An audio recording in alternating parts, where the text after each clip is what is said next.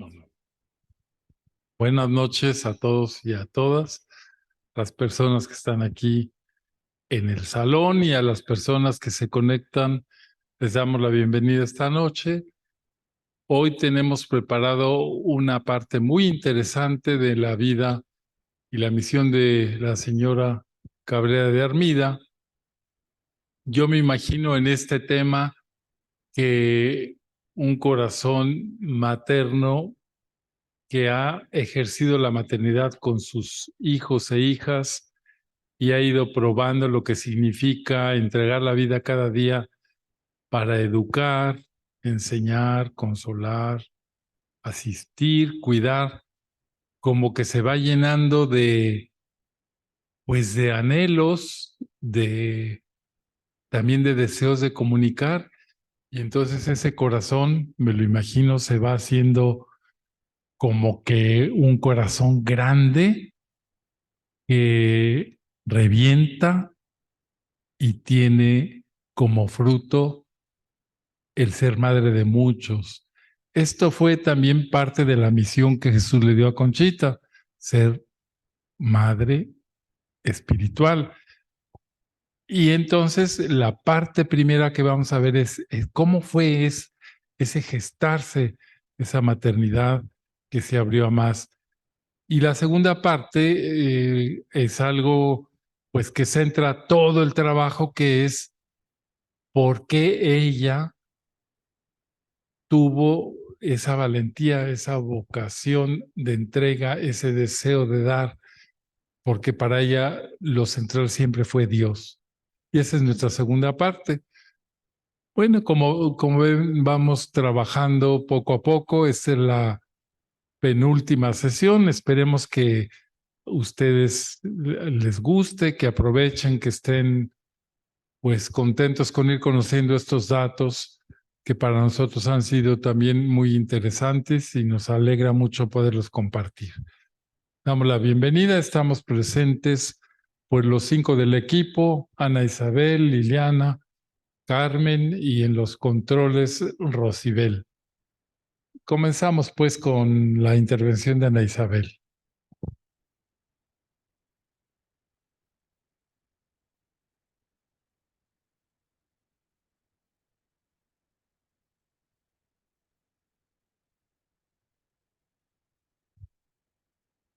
Buenas noches a todos. Un gusto poder compartir el día de hoy este tema que quizás para unos es conocido y para otros es la primera vez que lo van a escuchar. Vamos a ver en el día de hoy a Conchita en su rol como madre de las obras de la cruz, ¿verdad? Una fecundidad muy especial que a nivel personal a mí me aportó mucho, ¿verdad? Quizás por no tener ese regalo tan hermoso que es el de ser madre, pero Conchita me abrió esa perspectiva de lo que es la fecundidad en la iglesia y cómo uno como mujer, como cristiano, ¿verdad? Los hombres también, podemos sentirnos dadores de vida a muchas personas. Quiero ser madre de millones de almas que te den gloria. Abrimos con esta frase de Conchita, la cual lo dijo desde lo más profundo de su corazón, ¿verdad? En nuestros encuentros pasados hemos hecho un recorrido de la vida de Conchita y su misión como hija, esposa, abuela y sobre todo como madre. Y hemos descubierto a una mujer con un deseo ardiente de dar vida y buscar la santificación. Para ella no había deseo más grande que era que sus hijos fueran todos de Dios. Y no solo sus hijos, todas las personas, su familia en especial. Ahora vamos a ver cómo esta fecundidad no solo se limitó para el ámbito familiar, sino que también se proyecta hacia otras dimensiones de la vida. Antes de iniciar este recorrido, quisiera que leyéramos este extracto de la cuenta de conciencia que Conchita nos compartió. Ella lo escribió el 8 de octubre de 1898. Nos dice Conchita: estoy enferma del cuerpo también y llevo en mí 3 vidas, a cual más fuerte la vida de familia con sus multiplicadas penas de 1000 clases, es decir, la vida de madre, la vida de las obras con todas sus penas y pesos, que a veces me aplasta y parece que no puedo más, y la vida del espíritu o interior, que es la más pesada de todas, con sus altas y bajas, sus tempestades y luchas, su luz y sus tinieblas, que solo el Señor también me puede sostener en ella. Bendito sea Dios por todo. Bueno, en días pasados vimos la primera vida, ¿verdad? La de ella como madre. El día de hoy vamos a ver esas 2 siguientes vidas, ella como madre de las obras y también ella en su vida espiritual. En esta segunda vida, que Conchita la describe como dolor y de gran peso, tiene su punto culmen las obras de la cruz, que el Señor le encomienda entregue a la iglesia para la salvación de los hombres.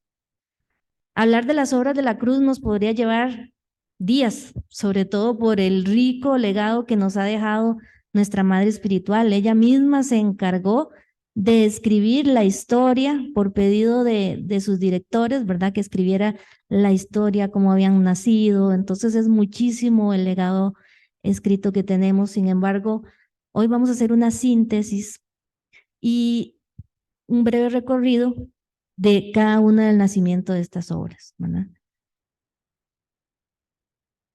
¿Cómo iniciaron? Nos vamos a ir a el 14 de enero de 1894. Este es un día bastante importante porque, como vimos, Conchita quería siempre ser toda de Dios. Quería que todo lo que con quien ella tratara a sus hijos, su familia, todo fuera de Dios. Su pertenencia a él era como su desvelo. Y ella no sabe qué hacer. O sea, trata de cuidar bien a sus hijos, de vivir una vida espiritual profunda.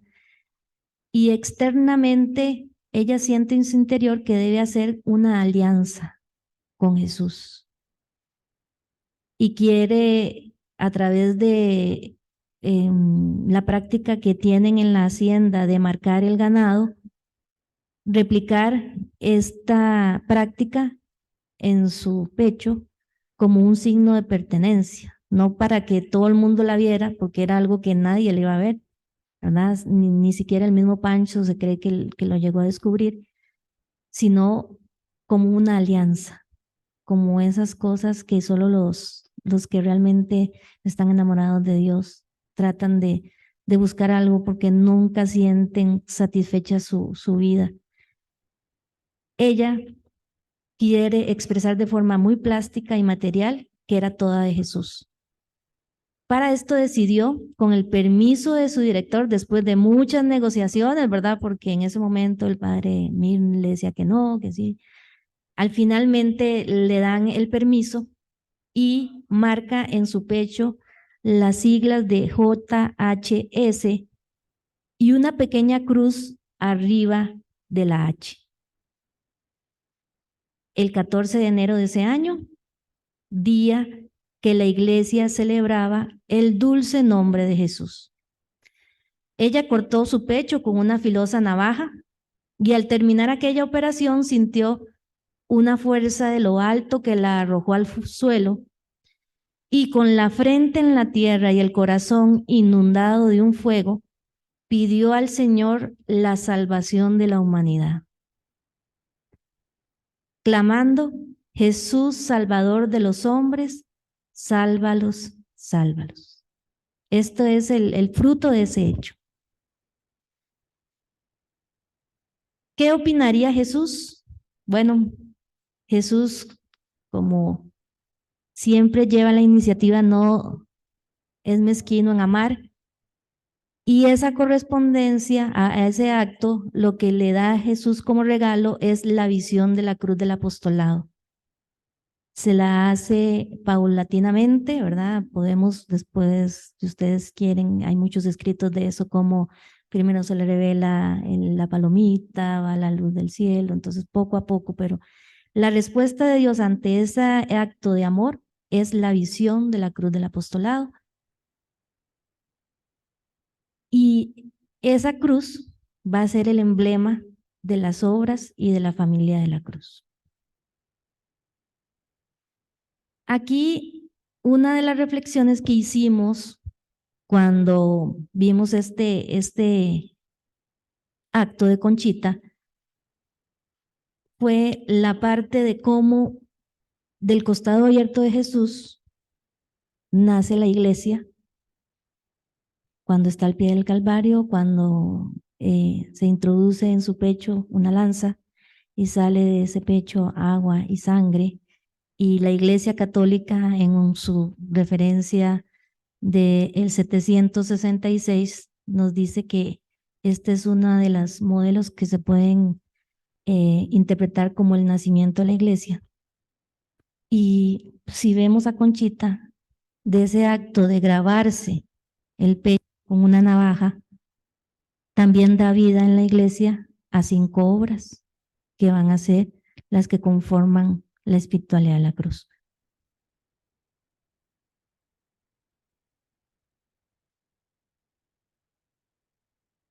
Hablar de las obras de la cruz son 5 en su orden cronológico de aparición está el apostolado de la cruz, las religiosas de la cruz del Sagrado Corazón, la alianza de amor, la fraternidad con Cristo sacerdote o liga apostólica en su momento, y por último, los misioneros del Espíritu Santo. 5 obras que nacen en el seno de la iglesia. Esto es muy importante. Conchita es una madre que se asocia a la fecundidad de la iglesia. Ella no comienza a decir, el Señor quiere, no, ella primero lo comunica a sus directores, el deseo de Jesús, y los directores acogen ese llamado y es en la iglesia que estas obras tienen su nacimiento.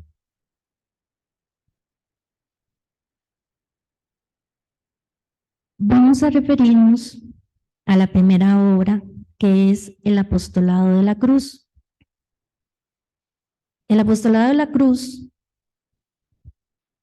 podemos remontarnos al año de 1894, y en el año de 1894 Conchita todavía vivía en San Luis Potosí, tenía 11 años de casada y su 6º hijo Pablo tenía casi 3 meses de nacido.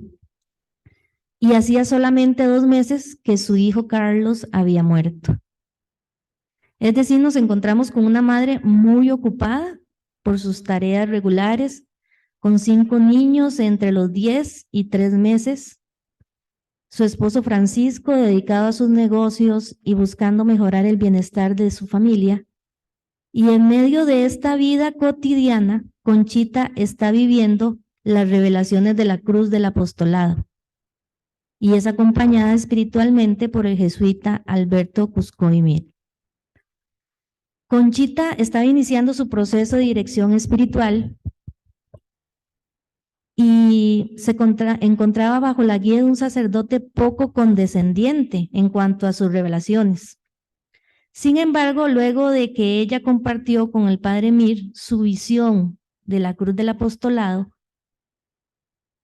él le entrega un papel a Conchita donde le pone lo siguiente: tú salvarás muchas almas por medio del apostolado de la cruz.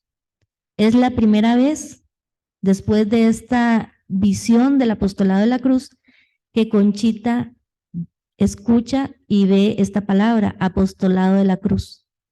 Cuando ella lee ese papel, ella comprendió que ese era el nombre que debía llevar esta primera obra.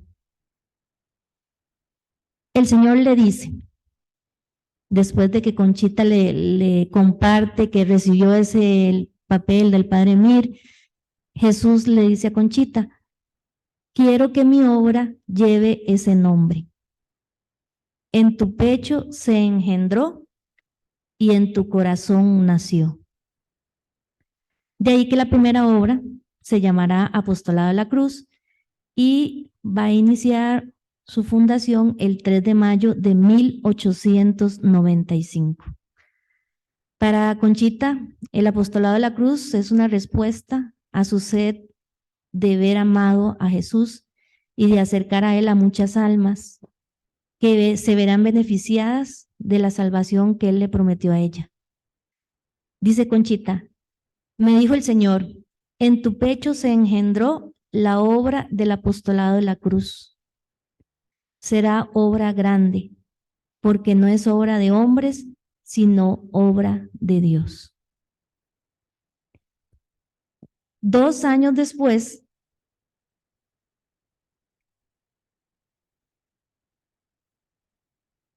el 3 de mayo de 1897, va a nacer la segunda obra, que se llamará Religiosas de la Cruz del Sagrado Corazón de Jesús. Por este tiempo, hacía poco menos de un año, había nacido el 7º hijo del matrimonio Armida Cabrera. Es decir, nos referimos a Salvador. Entonces, en este momento ya Conchita tenía 6 hijos, ¿verdad? Porque ya Carlitos había muerto. La fundación de la religiosa se realizó a través de una revelación que tuvo Conchita en el templo de la Compañía en San Luis Potosí.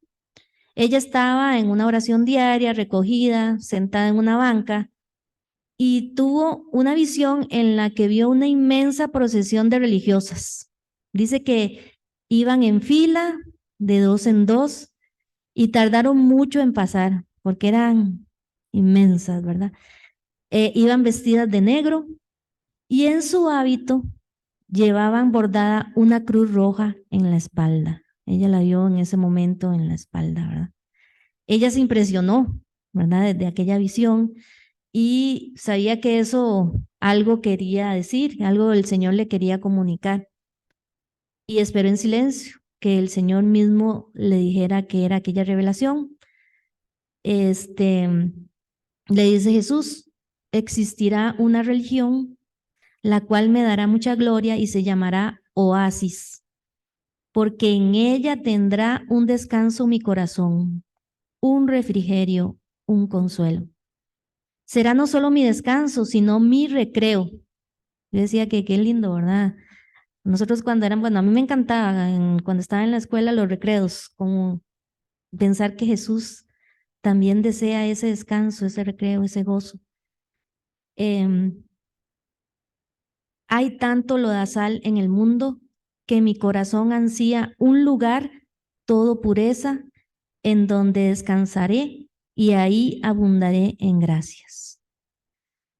Tú serás madre de muchos hijos espirituales, pero mucho te costarán y sufrirás por su santificación.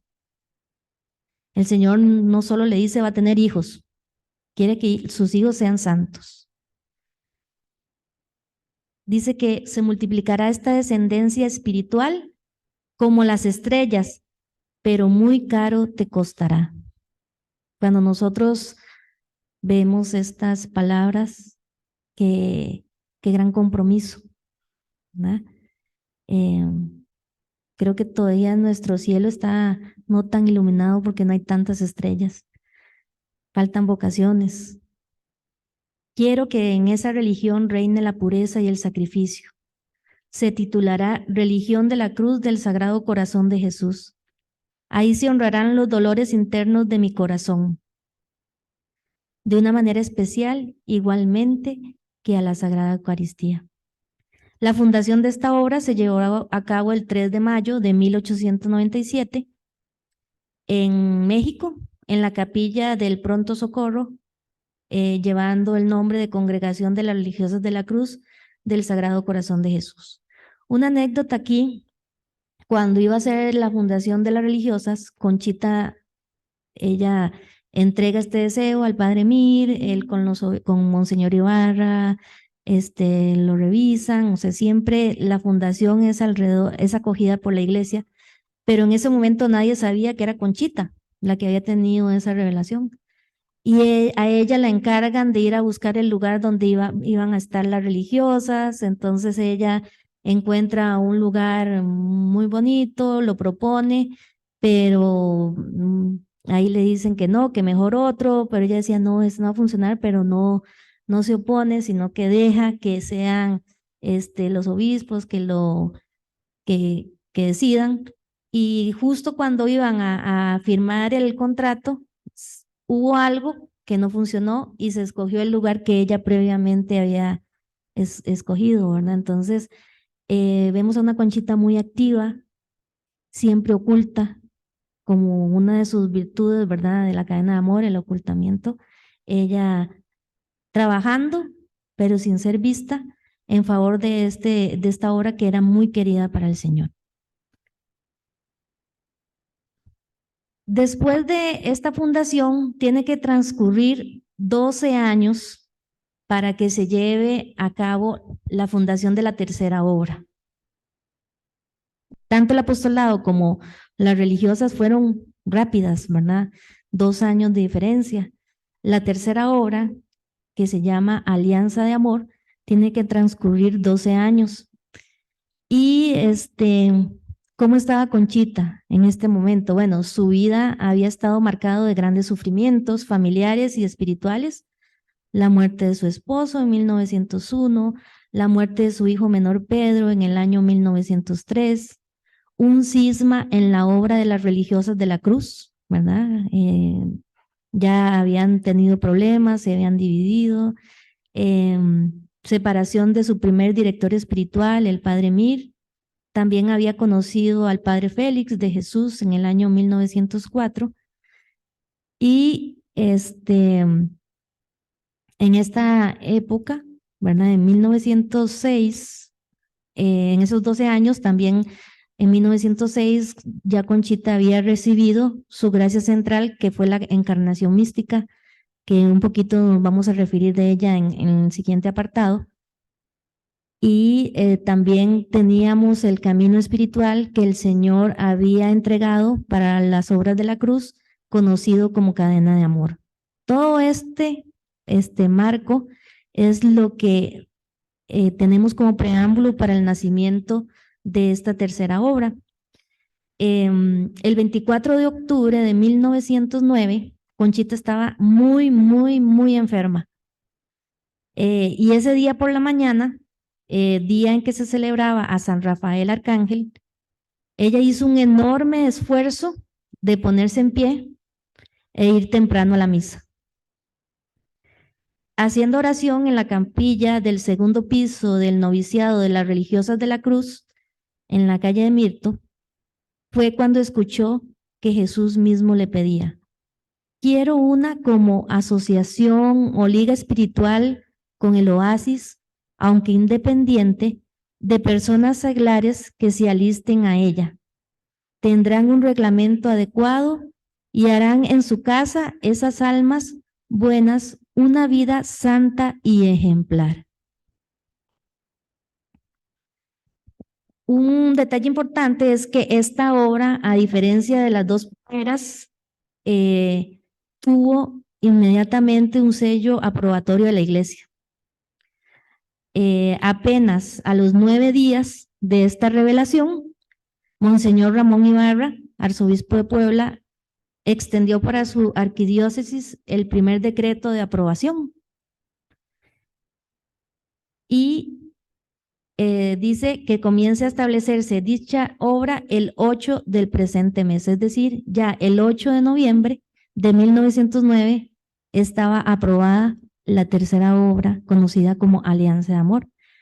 Este 8 de noviembre para Conchita tenía un significado especial porque hubiese sido el aniversario de bodas de plata de ella con Francisco. Entonces, el Señor, bueno, da ese regalo a la iglesia de la alianza de amor. Luego, 3 años después, tenemos a la Fraternidad de Cristo Sacerdote. Inicialmente se llamó Liga Apostólica.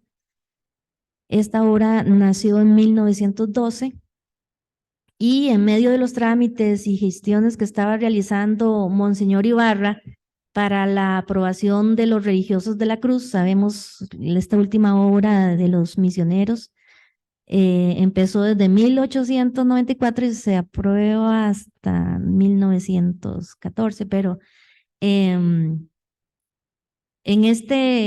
estos trámites, Conchita recibe un nuevo encargo de Jesús y le dice,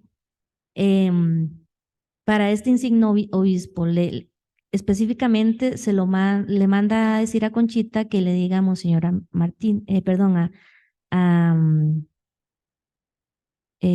Ramón Ibarra.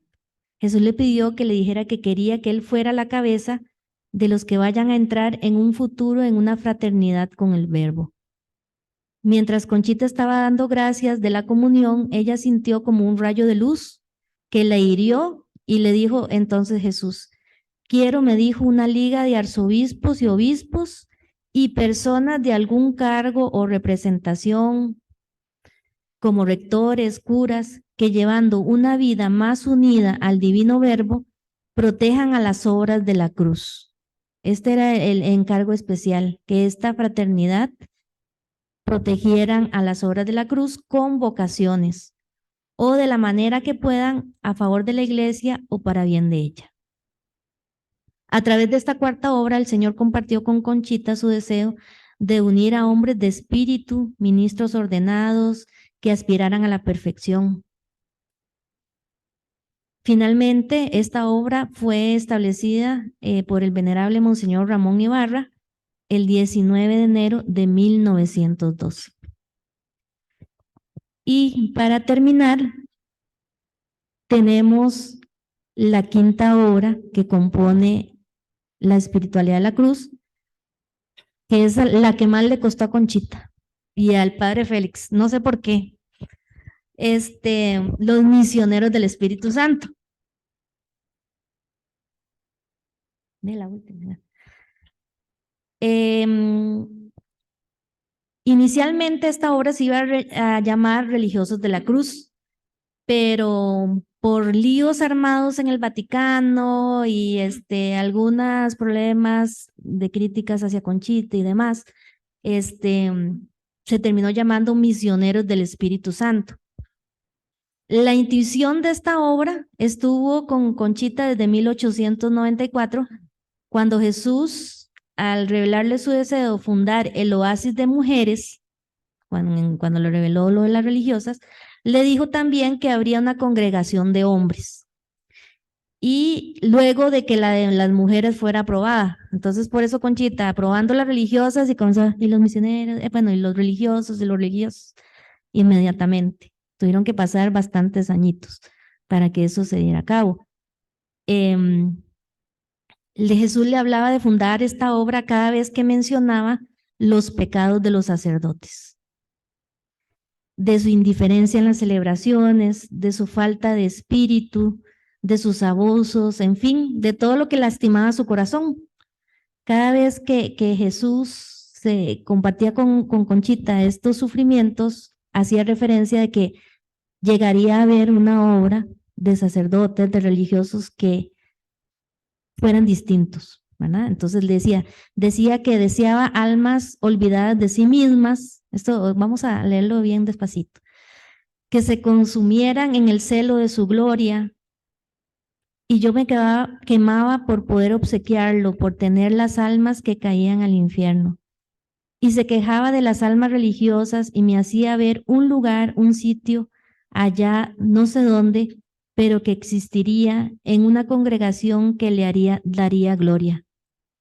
Me pasaba que de repente levantaba como un velo de mis ojos y en un instante veía claro el porvenir, y fáciles y allanadas las cosas como si estuvieran pasando. Con esto mi corazón ardía y multiplicaba yo mis pobres sacrificios porque se acercara el instante de darle gloria. Como la mayoría sabe, esta obra inicia específicamente, se habla en 1903, cuando Conchita tiene un encuentro con un sacerdote francés, marista, que se llamaba Félix Rouget.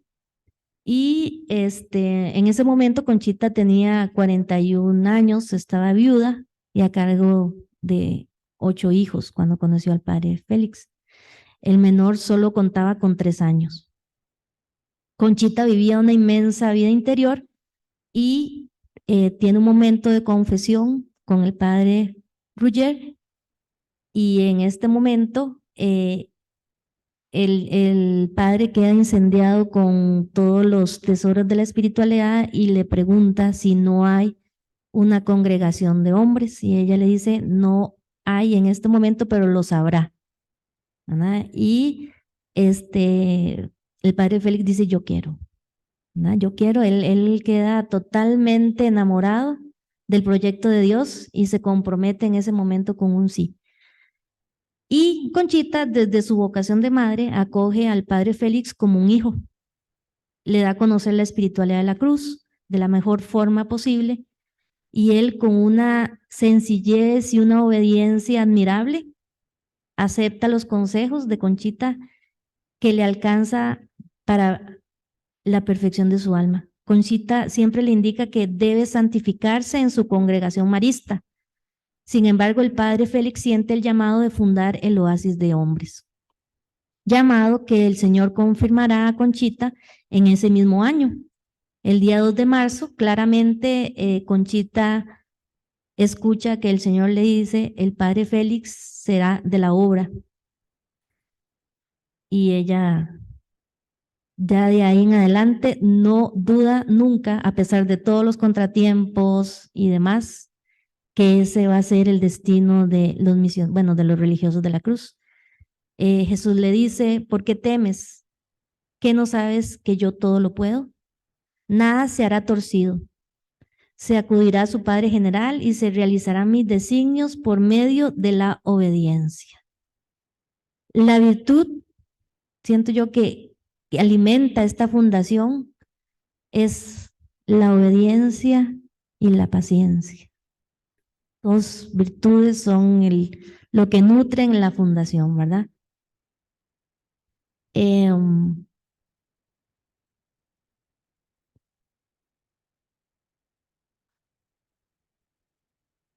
El día de la fundación, Conchita dice con un gozo inefable: ven a hacer una nueva obra que llevará en su pecho el estandarte de la total pertenencia a Jesús, tal como ella lo había hecho en 1894. O sea, ese escudo que llevan tanto las religiosas como los misioneros es el escudo del monograma.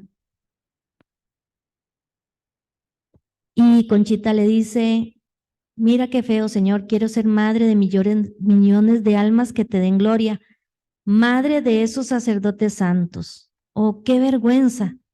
Pero ¿verdad que madre quiere decir dolor, martirio, sangre, y que eso quiero ser yo para obsequiarte? Vida de mi vida, alma de mi alma, amor único de mi corazón.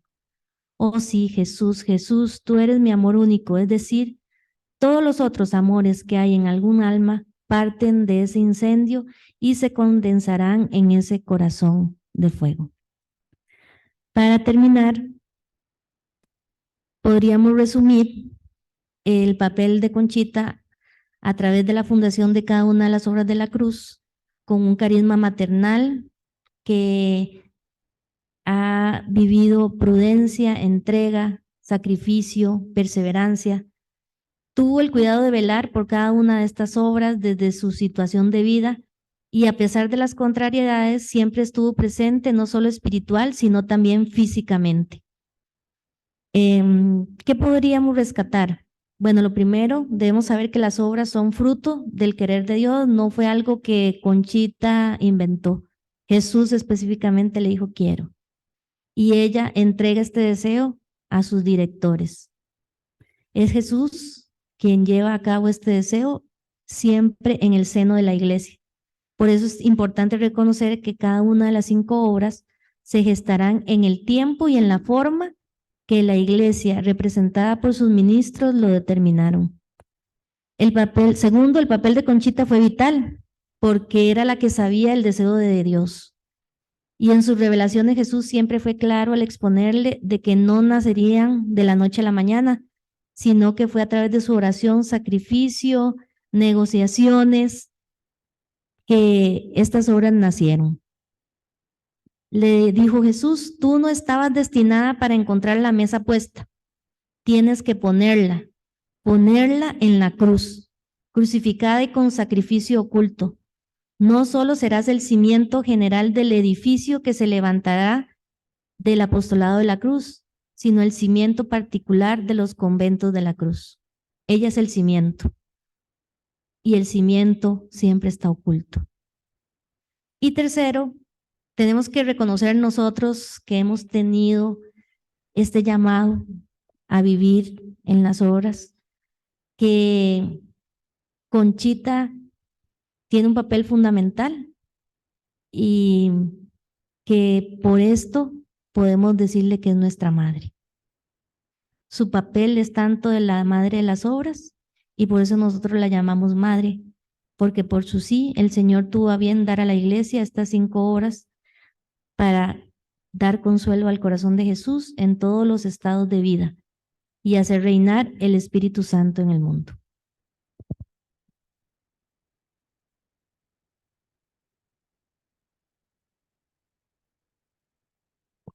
Desde luego que es imposible conocer toda la historia de las 5 horas de la cruz en un ratitito. Simplemente lo que Ana Isabel ha hecho es darnos una pincelada, pero también yo quiero decir que estas 5 obras de la cruz, que se pueden decir que son como 5 ramas de un árbol, o también podemos decir que son como las 5 llagas de Cristo, son el origen de una familia grande, la familia de la cruz.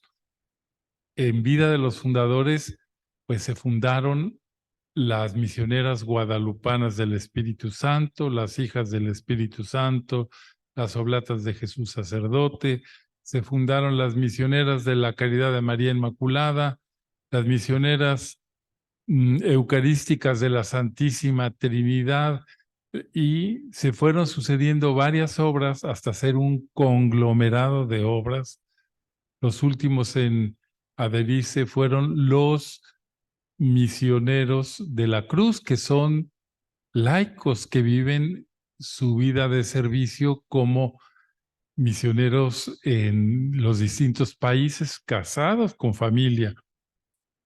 Y el requisito para pertenecer a la familia de la cruz es reconocer a Concha como madre espiritual, tener como emblema la cruz del apostolado, pero eso es una cosa muy, ¿cómo diré yo? Como muy emocionante, cómo Dios va tejiendo de una sola señora todo lo que salió, ¿verdad? Entonces es una fecundidad tremenda. Eso, tras de ti vendrán miles, pues es una profecía. Entonces es bonito que nosotros sepamos que todo eso lo generó la fidelidad de una mujer a su compromiso con Dios. Bueno, pasamos ahora a la siguiente parte, que es también muy interesante porque habla ya pues de su compromiso interior con Jesús. Paso a doña Liliana Quesada. Buenas noches.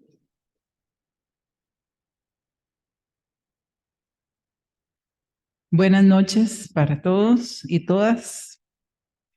El título de este tema es Dios por encima de todo y de todos. Para amar a Dios hay que conocerlo. Si no lo conocemos, no podemos amarlo. Y para colocarlo por encima de todo y de todos, es porque lo conocemos y lo amamos con todo nuestro corazón, con toda nuestra alma, con todas nuestras fuerzas.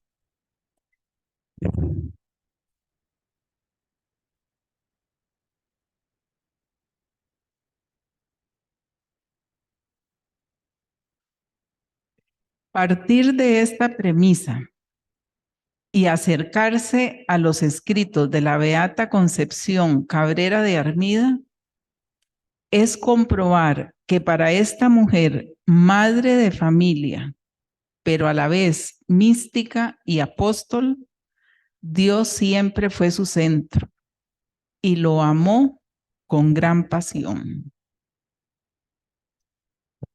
En el libro Vida hay un escrito que nos revela cuánto se adentró esta mujer en Jesús, que logró imprimir en su alma su imagen divina. Su director espiritual le manda a escribir esta imagen, a trasladarla de su corazón al papel, a hacer un retrato de Jesús. Y ella, por obediencia, lo escribe. Sería imposible podérselos dar en el curso, en el libro sí está. Ahí viene detallado cómo lo describe ella de una manera hermosa. Yo solo les doy esta frase que aparece ahí. Él es armonía, es aroma, es la misma esencia de la hermosura. Yo creo que quien conoce a Jesús, conoce el cielo.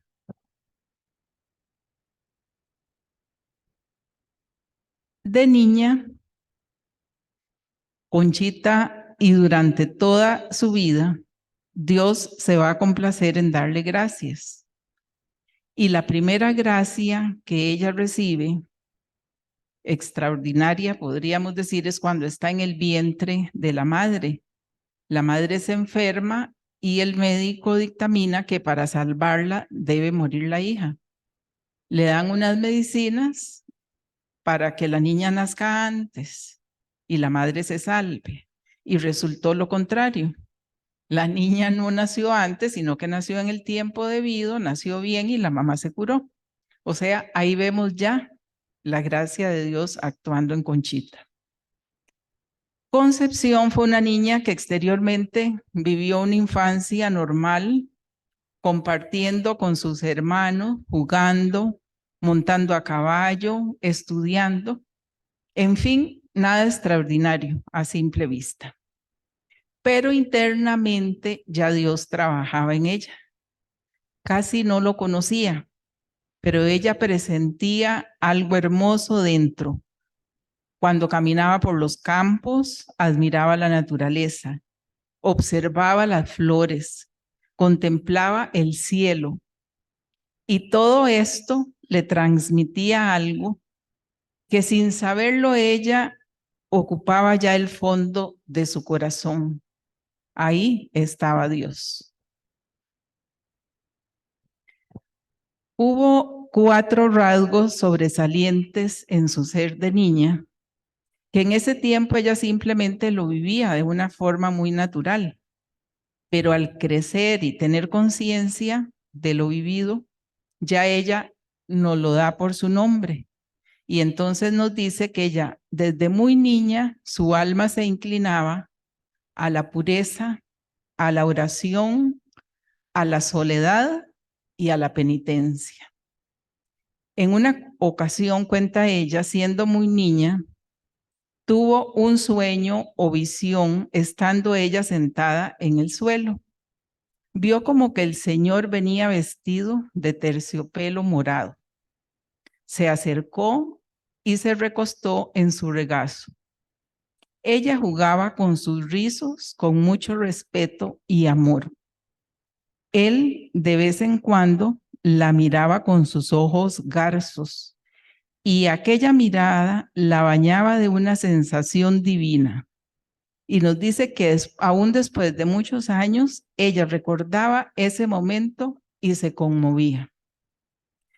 Estos rasgos que les acabo de mencionar no son comunes en niños, pero ya vemos la mano de Dios preparando ese corazón, esa mente, ese espíritu para algo grande, para él, para su familia y para la humanidad.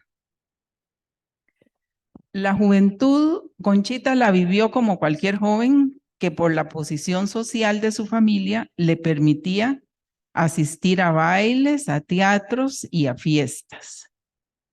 En sus escritos, ella se lamenta de que la vanidad y el mundo le atrajeron, pero con una gran diferencia respecto de otros jóvenes, porque aún ahí, en esos ambientes, ella pensaba en Dios y le ofrecía penitencias. En uno de esos bailes conoció a Francisco Armida, inició un noviazgo que se caracterizó por el respeto, la pureza, y se extendió por 9 años. Y según ella misma nos dice, nunca le impidió ser menos de Dios.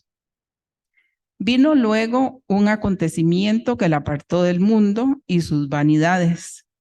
Su hermano Manuel murió de un balazo y este duelo la hizo volverse más a Dios, a iniciar una verdadera conversión. A los 21 años y 11 meses se casa con Pancho y podemos decir que a partir de aquí el plan de Dios es guiarla, dirigirla, encaminarla hacia la vivencia de 2 maternidades diferentes, pero complementarias. Ser madre de 9 hijos biológicos y madre espiritual de muchos hijos y lo máximo del mismo Jesús. Pancho fue un marido muy especial, pero a ella le hacía falta algo más. Su corazón tenía un vacío que no lo llenaban las cosas terrenales. Así que instintivamente se volvió más a Dios, lo que le daba a ella una sensación de plenitud. Vamos a adentrarnos ahora de forma resumida en la vida espiritual de Conchita, que es tan vasta, tan profunda, tan intensa, que la lleva a colocar a Dios por encima de todo y de todos, a ser madre espiritual de muchos hijos y la máxima gracia, madre del Verbo encarnado en su corazón. Sin faltar a sus deberes de esposa y madre, Conchita empieza a amar cada día más al crucificado. Ya no tiene duda de que Él está muy cerquita, íntimamente unido a su alma. Así lo siente. 3 años después de su matrimonio, en 1887, la vida espiritual de Conchita comienza a entrar por un camino más místico, donde Dios toma la iniciativa y la va guiando por las sendas que Él desea. Y ella se deja conducir, es dócil a su voluntad. Conchita durante el día cumplía con sus deberes de Estado, pero para ascender en su vida espiritual, las noches se convirtieron en noches celestiales que la llevan a exclamar: oh noches benditas que tanto quiero.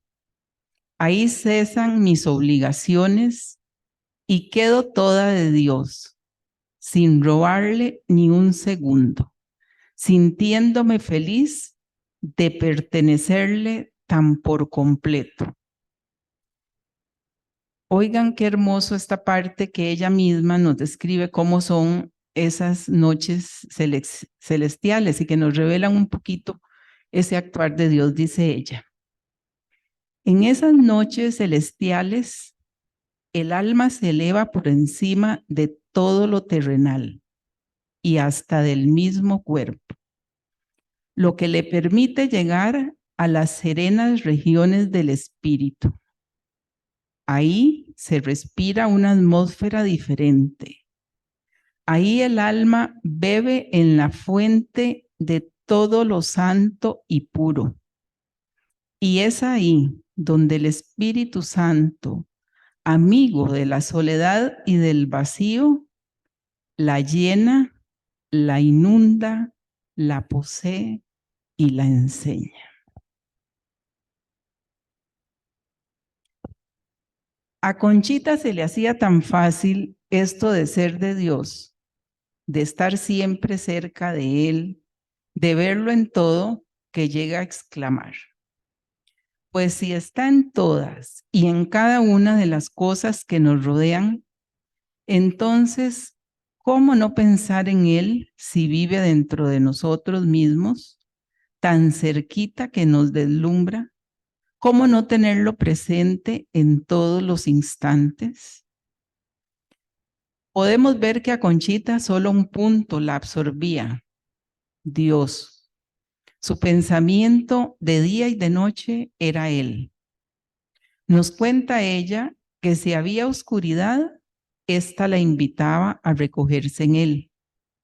La luz del día le hablaba de su presencia. El cielo la hacía sumergirse en Él. Todo, absolutamente todo lo que existía se lo reflejaba, y su bondad y hermosura la envolvían. En el año 1889, Conchita hace sus primeros ejercicios espirituales ignacianos, y en uno de esos días escuchó en lo íntimo de su corazón: tu misión es la de salvar almas, que en ese momento asoció con su esposo e hijos. Concha continúa su ascenso espiritual y cada día quiere identificarse más con el crucificado, ser más de Él, pertenecerle por entero, al extremo que decide marcarse con una navaja en su pecho el nombre de Jesús, a semejanza de cómo marcan el ganado en las haciendas. Para ello contó con el permiso de su director espiritual, después de varios intentos para lograr ese consentimiento. En ese acto, ella siente que una fuerza sobrenatural la arroja al suelo y con la frente en la tierra, en los ojos las lágrimas y el fuego en el corazón, le pide al Señor con vehemencia, con un celo devorador, la salvación de las almas.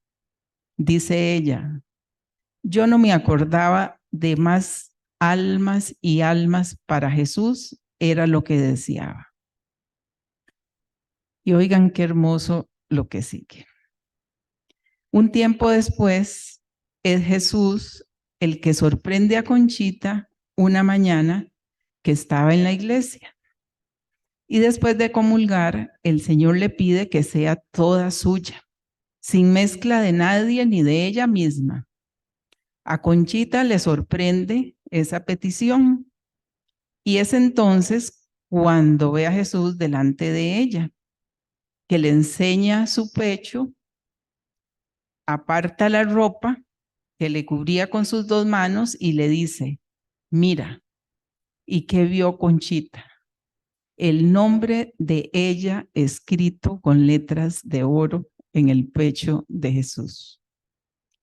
Ante tal gesto, ella se sintió anonadada, aplastada, y le dio a Jesús su palabra de ser toda suya y para siempre.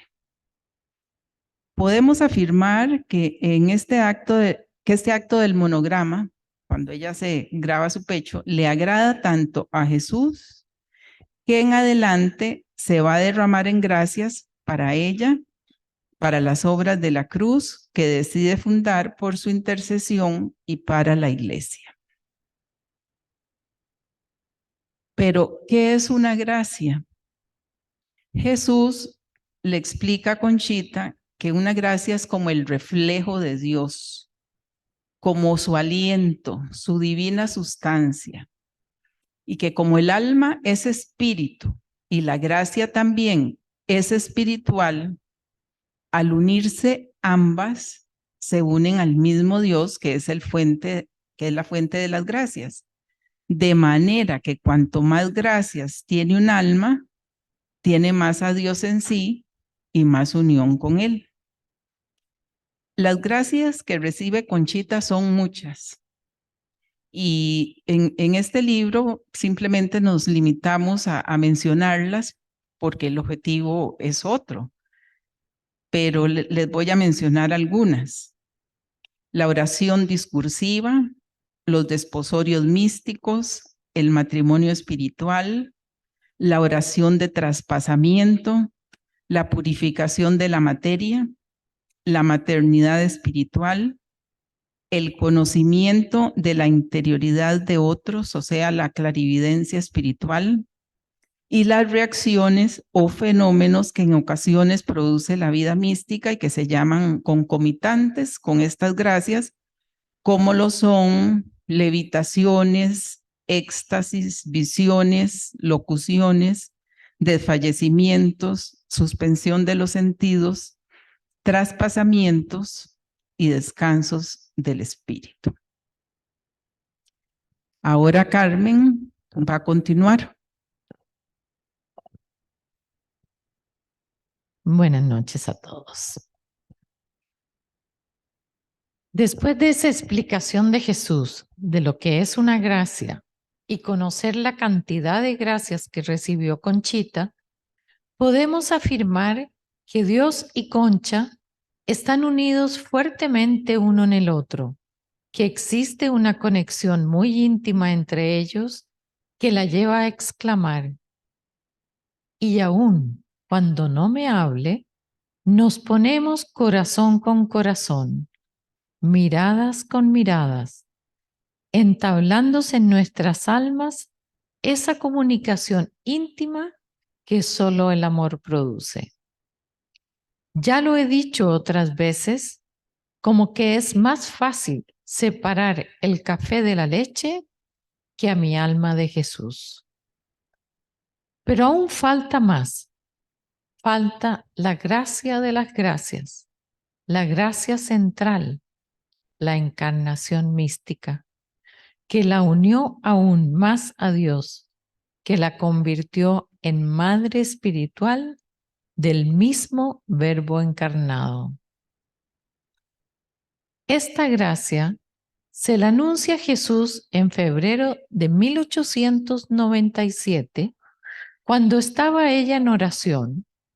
Le dice que se prepare para el día en que la Iglesia celebra la encarnación del Divino Verbo, que ese día Él bajó, se unió con María, tomó de su carne y se hizo Dios hombre para salvar al mundo, y le asegura que ese día quiere unirse espiritualmente con su alma y darle una nueva vida divina e inmortal en el tiempo y en la eternidad. Así que debe prepararse, purificarse, limpiarse, porque es muy grande el beneficio que se le concederá.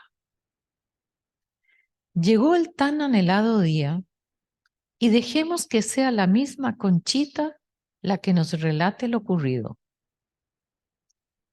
Le vi en la Eucaristía, mudo y sordo al parecer, y yo, anonadada en su divina presencia, apenas me atreví a mirarlo, y en silencio corrían mis lágrimas.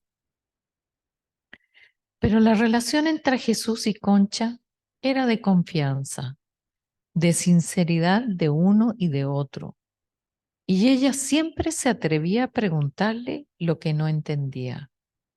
Así que varios días después, Jesús le pide algo a Concha y ella aprovecha para preguntarle. No quiero volver a engañarme como el 25 de marzo. ¿Por qué lo hiciste, vida mía? Yo no engaño, le contestó. Y todo esto lo verás más claro más tarde. ¿Acaso te dije el año? Así que Concha debe esperar 9 largos años mientras Jesús la prepara, la dispone, la limpia, la purifica hasta que sea digna de recibir en su corazón al mismo Verbo. En ese tiempo ya estaban fundadas 2 obras, el apostolado y las religiosas de la cruz. Jesús le insiste a Concha que ella es madre de los oasis. Le dice, tú serás madre de muchos hijos espirituales, pero te costarán 1000 martirios del corazón. Y sentía Concha un fuego grandísimo en su alma y se anima y le dice, no importa, mi Jesús, quiero ser madre, dámelos. Yo los recibo con tal que te den gloria. Pero, ¿en dónde están, mi Jesús? Y él le contesta, yo abriré mis caminos, séme fiel, crucifícate y extiende mi gloria cumpliendo mi voluntad. Y quiso el Señor en agosto del año 1900 que hiciera una consagración aceptando el cargo de madre con todas sus consecuencias de mucha cruz. Y le dijo, no busco en esto tu honra, sino tu crucifixión en muchas formas. Esto lo relata ella en vida. La maternidad que le pide Jesús a Conchita es de una entrega total. Ella lo acepta y comprende que debe disminuir internamente y dejar de lado su propia voluntad, sus afectos, sus aspiraciones y deseos. Es decir, debe desaparecer para que sea Él el que reine en ella y en las almas. Llegó el año 1906. Conchita inició sus ejercicios espirituales en el oasis y llega un 25 de marzo más. Estando en misa, escuchó su divina voz que le dice, aquí estoy, me dijo el Señor.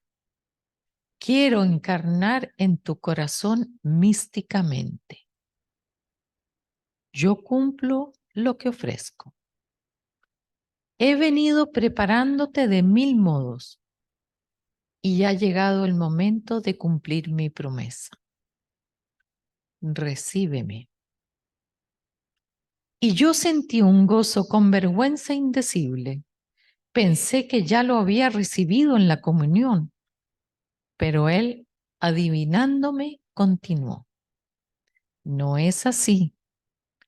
De otro modo, además, hoy me has recibido. Tomo posesión de tu corazón. Me encarno místicamente en él para no separarme jamás. Solo el pecado puede alejarme de ti. Y te advierto que también toda criatura que lo ocupe mermará mi presencia real. Digo, sus efectos, porque yo no me puedo mermar. Y continuó, esta es una gracia muy grande que te viene preparando mi bondad.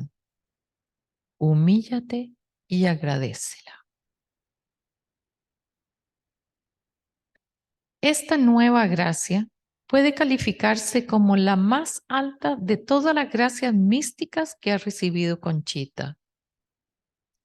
Puede decirse que desde antes de nacer la viene preparando para coronarla como madre del mismo Verbo encarnado.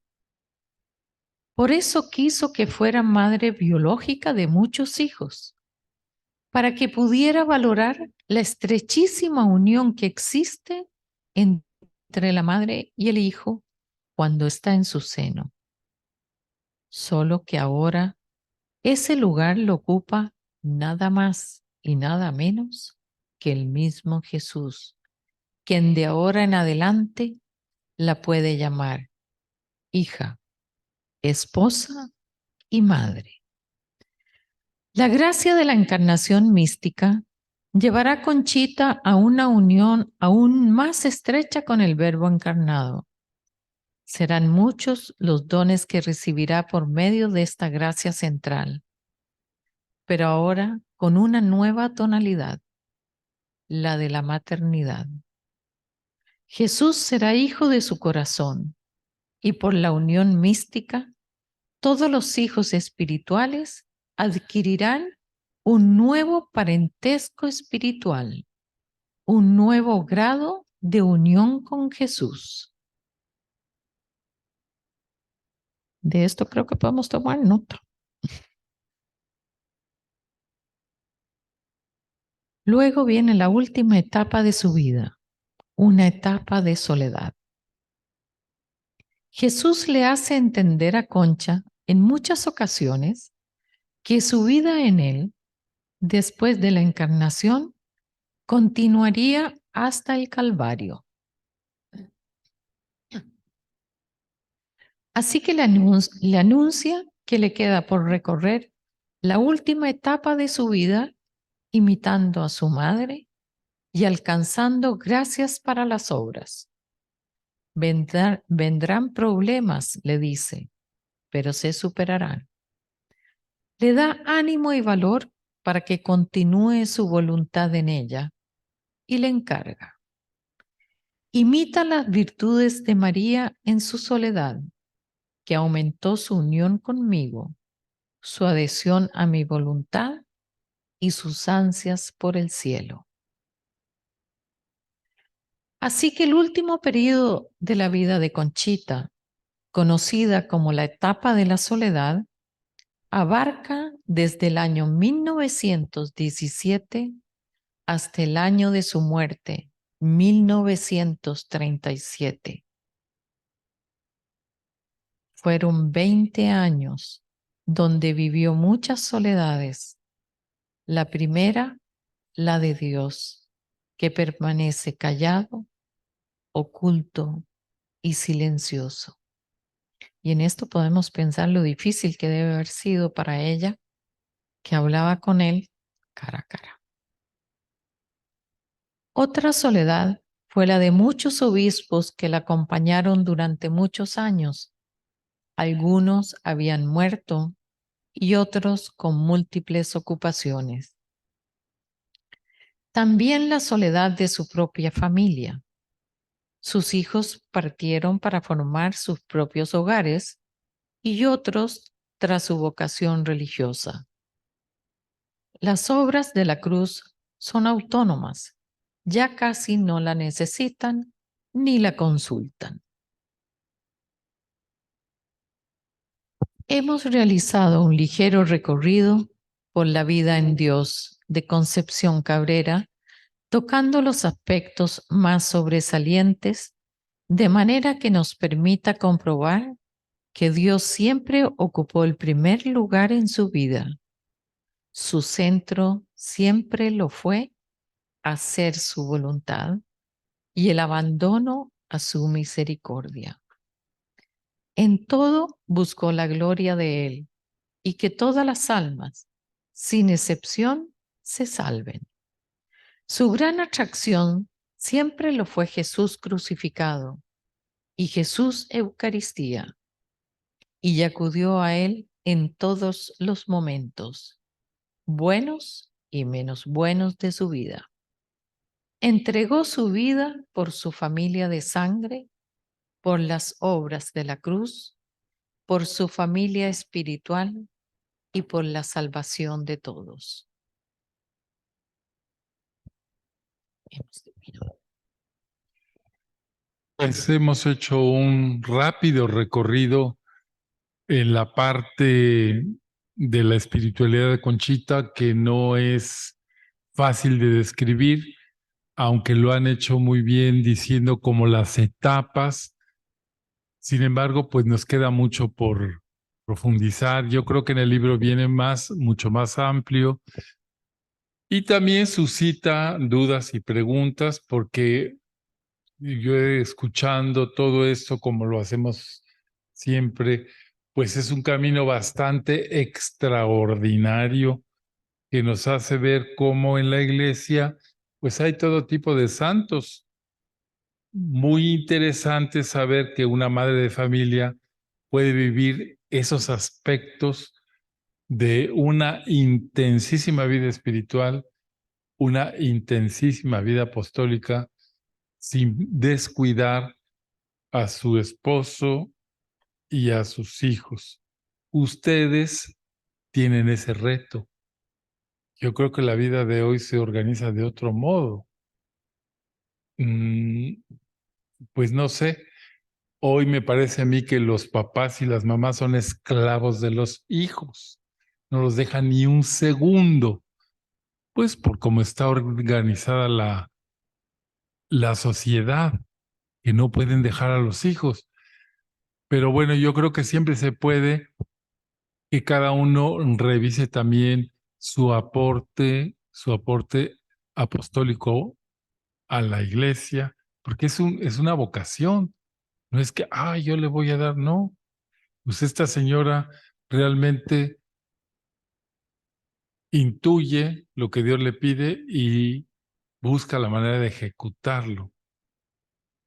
También una cosa pues extraordinaria es que la formación de los hijos, que es lo que básicamente podemos ver como el sujeto del libro, es que se interesa por todo, ¿verdad? Por lo material, pero sobre todo por lo espiritual. A ver, esta señora no los metía a cualquier colegio, buscaba la excelencia en los colegios. A las chicas con las del Sagrado Corazón, que además de caro, pues era una buena formación. A los hijos con los jesuitas, que era pues los colegios mejores.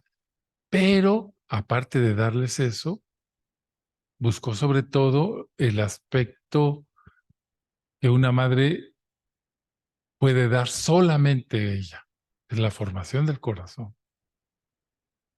Bueno, a los que hemos tenido la experiencia de una mamá que forma el corazón, pobrecitas mías con 8 o 10 hijos, pues estaba bien difícil, ¿verdad? Sin embargo, es una tarea que nadie puede hacer sino la madre. Hoy en día los colegios a veces se andan teniendo que suplir lo que en las familias no les dan. Entonces, bueno, la experiencia de Conchita, aunque nos separan ya casi 100 años, sigue siendo válida, ¿verdad? Porque los valores no cambian. Yo me imagino que se dan de otra manera. Los santos de hoy tienen que adaptar el mensaje de la santidad a su propia realidad. Y eso nunca cambia. ¿Una madre de hoy puede ser santa? Pregunto yo. No, debe ser santa. Será de otro modo. Bueno, pues les agradecemos su atención. No sé si hay alguna pregunta. A mí se me descargó el telefonito, pero Ana Isabel nos puede decir si hay algún comentario. Claro que sí. Pásale el micrófono para que salga al aire. Gracias. Tengo dos preguntas. Una, ¿cómo cambió el nombre de religiosos de la cruz a misioneros del Espíritu Santo. Y la segunda es cómo se sostuvo Conchita, quién estuvo alrededor de ella durante ese desierto de 20 años. ¿Cómo Sí. se sostuvo? Sí, muy bien. Bueno, mira, la primera pregunta se cambió porque cuando Monseñor Ibarra llevó a Conchita a Roma, encontraron que todo lo que se llamaba Obras de la Cruz estaba tachado, no querían porque había habido un montón de problemas, entre los cuales varios eclesiásticos dijeron cosas negativas, entonces había una carpeta con una raya roja ahí que decía, detengan esto. Entonces llegó Monseñor Ibarra, que no sabía bien cómo estaban las cosas, le dijeron, no, si es de las Obras de la Cruz, no, eso no aquí, mire. Entonces, hablando con Monseñor Sbarretti, que era el que hizo a Conchita el examen para ver su espíritu y para ver, dijeron, mire, no vamos a poder cambiar la historia de esto, vamos a hacer una cosa, vamos a pedir una fundación como si fuera para otra cosa. No van a ser religiosos de la cruz, sino ¿qué le parece que se llamen misioneros del Espíritu Santo? Entonces, Monseñor Ibarra le pregunta a Conchita, oiga, ¿están sugiriendo que cambiemos el nombre de la fundación? Sugieren misioneros del Espíritu Santo. ¿Qué le parece a usted? Porque le preguntaron a ella. Entonces dijo, sí, a mí Jesús me dijo que esos religiosos iban a ser apóstoles del Verbo encarnado y misioneros del Espíritu Santo. Es un nombre que Jesús quiere. Entonces se le cambió el nombre y el padre Félix dijo, pues ese nombre es una misión. Llevar el Espíritu Santo. Y curiosamente, no curiosamente, sino providencialmente, la finalidad de todas las obras de la cruz es el reinado del Espíritu Santo. Entonces, ese fue el cambio. Y la segunda pregunta que me hiciste, ¿cómo se sostuvo?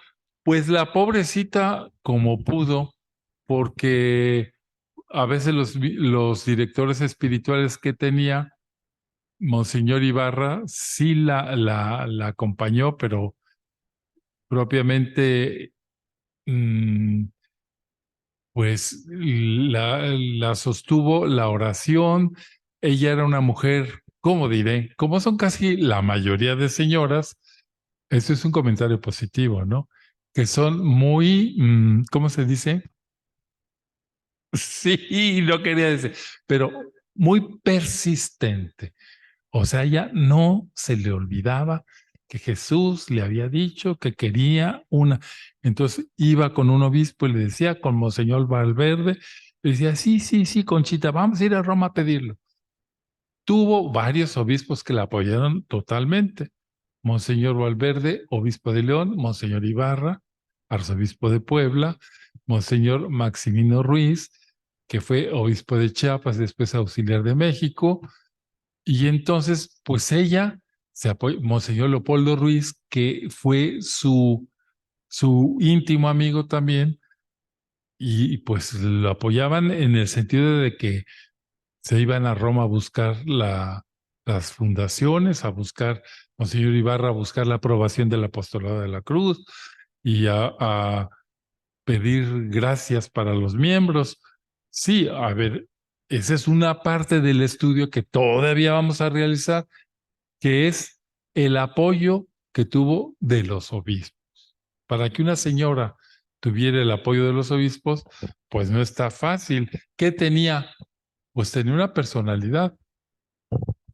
También en ese contexto, ¿verdad? Porque Jesús le dice a Conchita que a imitación de su madre debe vivir ese último periodo igual, después de que él resucitó, ¿verdad? Entonces ella también va a vivir ese periodo de soledad, como así se lo encargó Jesús. Pero esta etapa fue de gran fecundidad espiritual. Ella recibió muchas luces, le voy a mencionar algunas: la comunión de los santos, la inhabitación trinitaria sobre la encarnación del Verbo, específicamente sobre la encarnación mística y una doctrina altísima sobre el endiosamiento del alma. Y ella fue un periodo de mucha riqueza literaria. Escribió muchos libros, es decir, fue una época muy fecunda a pesar de que Jesús estuvo, exacto, pero en el fondo ahí estaba él, ¿verdad? No, ya no como antes, pero ahí estaba él. Escribió, por ejemplo, Rosas y Espinas, Cadena de Oro, Historia de los Misioneros del Espíritu Santo, Ven, oh Espíritu Santo, Perlas de Mayo, Pequeña Esmeralda, Rubí Celestial, Sed Perfectos, Rocío del Purgatorio, Arcoíris de Virtudes. Bueno, escribió muchos libros, ella se dedicó a eso y también, sí, básicamente a eso fue lo que ella se dedicó. Sí, bueno, no es que los libros la acompañaran, o sea, la pregunta era cómo se sostuvo. Bueno, a ver, se sostuvo básicamente con el apoyo de los obispos. Y a ver, también es un poco relativo. También un aspecto a veces, también estamos estudiando el perfil psicológico de Conchita. También es que, a ver, ¿cómo digo yo? Para que suene bonito. O sea, ella tuvo, como mencionaron, una intimidad muy grande con Dios. Empieza la gracia de la soledad cuando se muere Ibarra, y entonces ella estaba apegadísima a Ibarra porque Jesús le había dicho que eran como dos gotas de agua. Entonces siente que se muere y Jesús le dice, no, mira, yo es que ese es un periodo que quiero que copies de la vida de mi madre. Yo lo que quiero decir es que ella exageró en decir que ya no me habla. Claro que sí le seguía hablando, pero no como antes. Ese eran periodos que ella iba a ejercicios. Ustedes estudian los 25 ejercicios, no 25, los 11 ejercicios que le dio Monseñor Martínez, y hay toda una cantidad de diálogos, cual que no me habla. Se fue retirando el habla de Jesús muy hasta el final de los años 30. En el 36, sí, no la pela, como decimos los mexicanos, para nada. Y siente que se muere. Y lo describe ahí, que está, y le preguntan, pues, ¿qué le pasa, doña Concha? ¿Qué? Y Jesús, no, Jesús, como si nunca nos hubiéramos conocido. Pero básicamente, a ver, no quiero decir que, pero su psicología, ¿verdad? Es decir, hubiera querido tener a Jesús pegado aquí todo el rato diciéndole, te amo, te amo, te amo. Pues no, no. Esto nos está ayudando o una psicóloga en Monterrey, por si está oyendo, y dice, bueno, tenía una personalidad, como dice, tenía sus obsesiones también como persona, ¿verdad? Y una de esas es que quería que Jesús le hablara a diario. Bueno, a ver, yo creo que es una mujer admirable en todos sentidos, ¿no?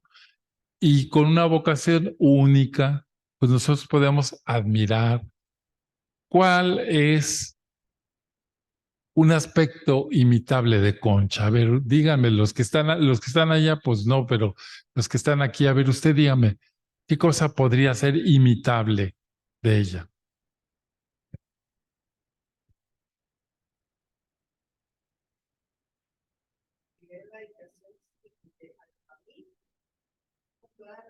O sea, primero cumplir con su gracia con su estado, casada con el viejo y los hijos. Primero, podemos imitar eso.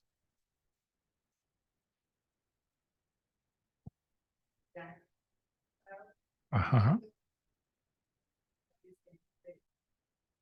O sea, darle una importancia a mi relación con Dios. Eso es imitable totalmente. Sí. A ver, ¿alguien más?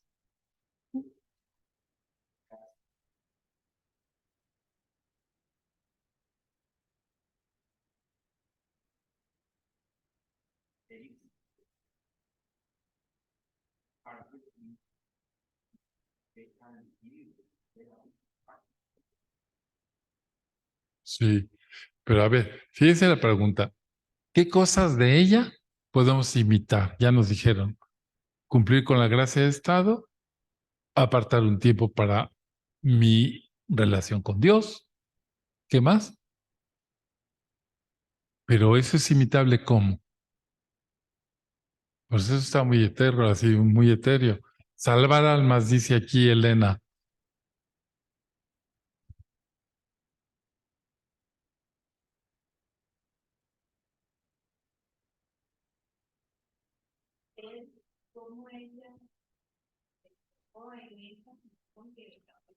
Eso lo podríamos traducir con palabras así más pobres, celo por la salvación de los demás. Eso también se puede imitar. Es decir, a ver, yo me preocupo por pedir la conversión de los pecadores, la salvación de otros, de mis hijos, de mi familia, de mi esposo, de mi esposa. Eso es imitable, cosa que ella hizo. La obediencia a los planes de Dios en su vida, obvio. Fidelidad a Dios, claro. Yo una de las cosas creo que es un rasgo muy evidente en ella y que a veces nosotros no es tan evidente en nosotros, es la seriedad que Concha le da a su relación con Dios. Ella no pospone su relación con Dios por nada, ni por nadie, ni por los hijos, ni por el marido, no la pospone. Y eso es vivir el primer mandamiento. Sí, a ver, organiza sus prioridades.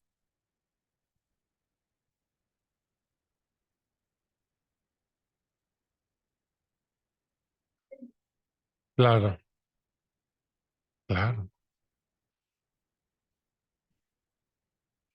claro.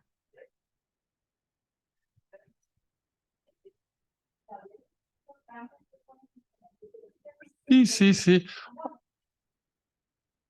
Estoy de acuerdo. Miren, quitándole todo lo espiritual, los, ¿cómo se diría? No, los calzones que tuvo para poder enfrentarse a la viudez, ser padre y madre, para decirle a este sacerdote, a este obispo, esto, pero también para decirle al hijo, no, te levantas y te vas a trabajar. Y para decirle esto no está bien. Claro, en eso es ejemplar y también imitable. Es una mujer que está, digamos, ayudando, ese es el verdadero feminismo, a decir cuál es el papel de la mujer en la sociedad. Es una mujer echada para adelante. A ver, simplemente esto, ya yo digo, ella escribió y vendió y difundió. Yo digo, yo que me dedico a escribir, nunca creo que llegue a vender la cantidad de libros que vendió ella, sin siquiera poner su nombre. ¿Cómo lo hizo? Pues es que era una mujer echada para adelante, ¿verdad? No se le atoraba, no era, ay, Dios te salve María. No, para nada. Entonces, también eso es relevante, ¿verdad? Que no, a ver, yo pongo ahí que tuvo también vocación de empresaria, también, porque acompañó al hijo y el hijo pues tenía 17 años y adelante, sácale, échale. Bueno,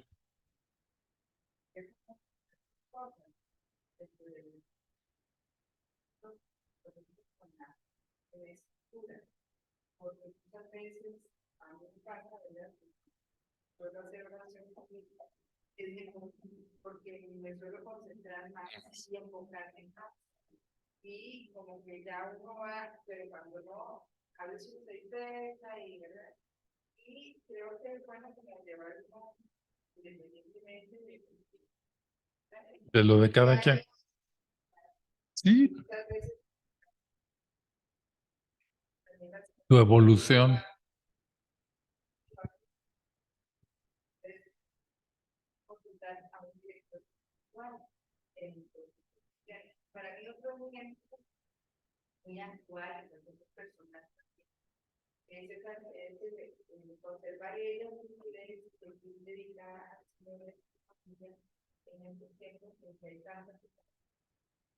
Sí. Ujú.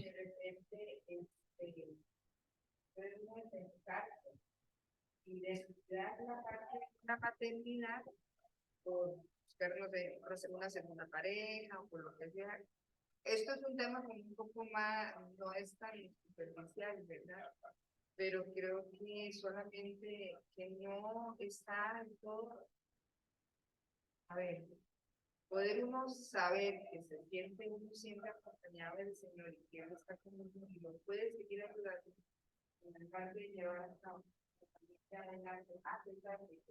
Sí, Entonces, para mí, eso no se va a oír en el, ¿no? O sea, es como sí, a ver, yo creo, claro, todas las mujeres de todas las épocas, cuando se quedan viudas, tienen una segunda oportunidad. Concha se quedó viuda de 39 años, claro, y ella tuvo propuesta de matrimonio, claro. Es decir, bueno, su fidelidad. Pancho, como siempre fue celoso, antes de morir le dije, Concha le preguntó, ¿qué quieres de mí? Que seas toda de Dios y toda de tus hijos. ¡Trac! Le cortó el cordón umbilical. Digo, pero ella no quería. Entonces sí, claro, y es también una fidelidad a la figura de su marido, al padre de sus hijos, que pudo haberlo hecho si hubiera pecado, claro que no, pues era libre, ¿no? Podía haberse buscado otra pareja. De tonta se buscaba otra pareja. Como Pancho no iba a encontrar otro. Bueno, ya no queremos tardar. Gracias, gracias por su participación. Gracias, Ana Isabel. Gracias, Liliana. Gracias, Carmen. Gracias, Rosibel. Y a todos, buenas noches. Dios los bendiga y que pasen una feliz semana. Hasta la próxima que nos veamos. Hasta luego. Buenas noches.